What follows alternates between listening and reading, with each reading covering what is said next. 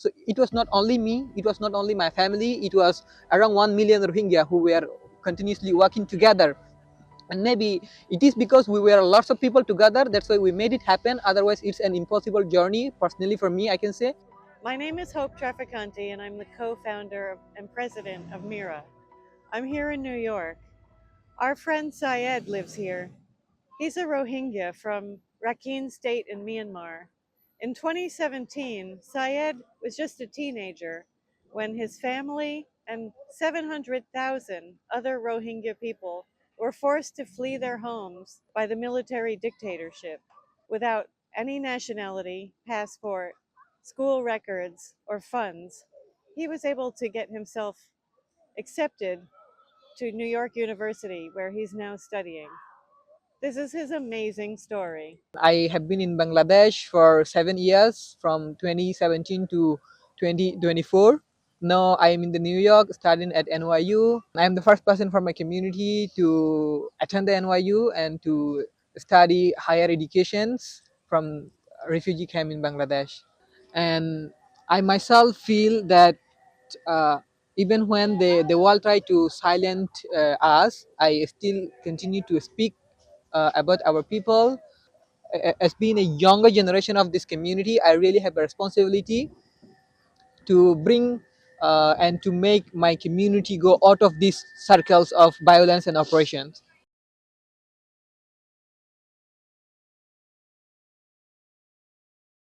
So during 2017, the government and they started like burning down the homes of the Rohingya people, burning down the villages entirely, killing people, and raping the Rohingya women, and encouraging people to leave the country that way. So their main intention was to make the Rakhine state, the Arakan, free, like Rohingya, free from Rohingya.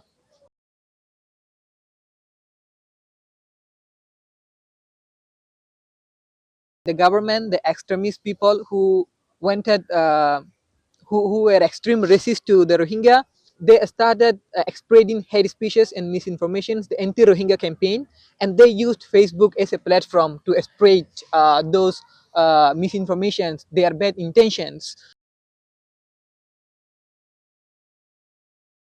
The case now that we are having against Meta is in two different courts. One is in a court in Ireland, and now we have filed another complaint with the ACC, the U.S. Security Exchange Commission, requesting to investigate the Meta for the alleged human rights violations committed to the Rohingya peoples.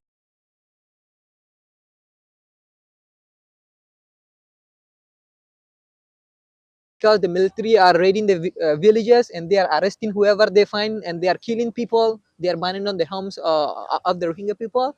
So people started leaving their villages. So for example, people from one village left their village and they took place and took shelter in another village.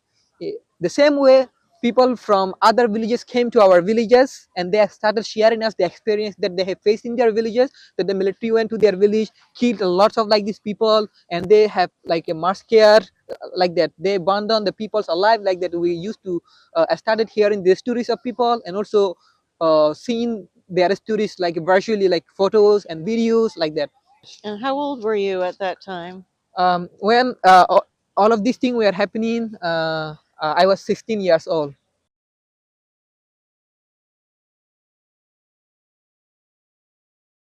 So from jungle, from jungle to another village, there is like um, almost 15 days it took us to arrive in Bangladesh. The journey was very troubled when we started coming towards Bangladesh, leaving our home behind. Like it was rainy season, all of us were wet. We have no places to dry our clothes, and also because we were walking across mountains, crossing mountains and hills like that. So it was very difficult for us even to climb the mountain. Sometimes we climb and fall down again. Sometimes we climb like that. We were in a worry, like we were in a scary situations of our life security, of our safety. But after arriving to Bangladesh, when we realized we are really in Bangladesh, uh, I kind of feel like very light.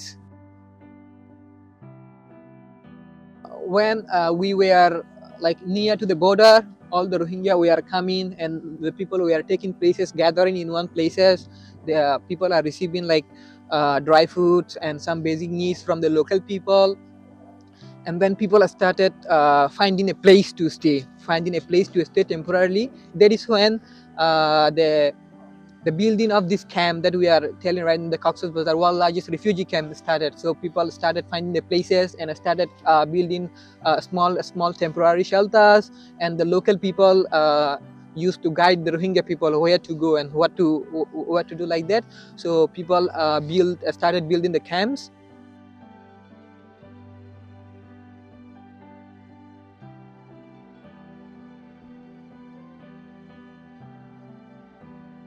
One day I heard from one of my friends that there is an initiative that the WFP has taken to train some Rohingya with storytelling. So when I heard from my friend, I applied and I got selected there to be a part of that training programs. And the program was really transformative to me.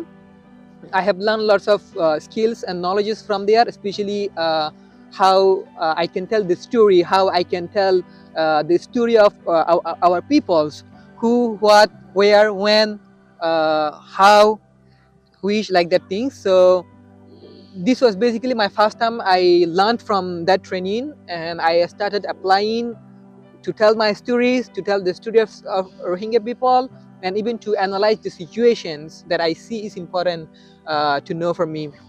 I feel that programs, that training from WFP have empowered me a lot, not only to me. If I see today, uh, almost all the people who attended that training is doing something effective for the community.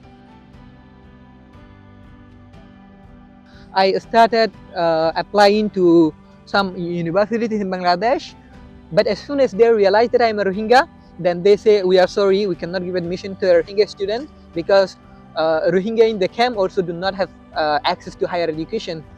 I think I applied to around 150 universities online, including NYU. I know how it means to get an admission offer from a university like NYU. I understand that. I understand the quality of NYU, and I understand the brand of the NYU, but still it doesn't make me happy, because I know like getting admission from NYU is not the solution for me. It was a very basic step of a long journey that I need to go through to get access to higher education. As being a refugee, I do not have any financial ability to pay the fees. Because of being a Rohingya, I do not have a passport, and I cannot get one. And I reached out to the US Embassy, I reached out to the Bangladesh like government officials, and there are also some organizations who really had a trust in my courage, and had a trust that I'm really going to make it happen. But there were also other people who really, even from my own community, they say, you are not going to make it happen, you cannot do it, it's not something realistic that you are thinking about. The main help and support I received during that time was the Amnesty International. So when I reached out to the US Embassy, they were like, because you do not have passport, your process is not a normal process, and the main thing that we required to get a visa from the US Embassy was getting a security clearance from the government of Bangladesh. It was where we took a little bit of longer time, but ultimately we received also a security clearance from the government of Bangladesh, and the US Embassy facilitated the visa.